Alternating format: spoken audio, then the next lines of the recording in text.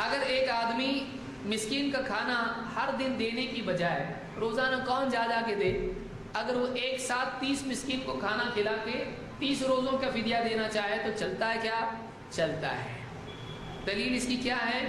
کہ انس بن مالک رضی اللہ عنہ فرماتے کے بارے میں روایت ہے کہ انہو ضعف عن الصوم عاما، انس بن مالک رضی اللہ تعالیٰ عنہ ایک سال ان کا حال یہ ہوا کہ بہت کمزور پڑ گئے۔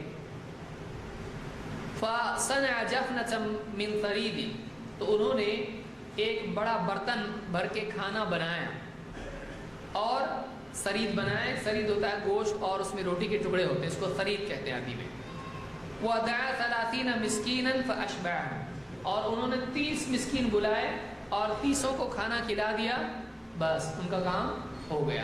تو 30 روزے جو انہوں نے نہیں رکھے، 30 روزوں کا ایک ساتھ فدیہ اگر ایک ہی دن میں آدمی دے دے تب بھی چلتا ہے۔ اس کو امام الدارقطنی نے السنن میں روایت کیا، یہ صحیح روایت ہے۔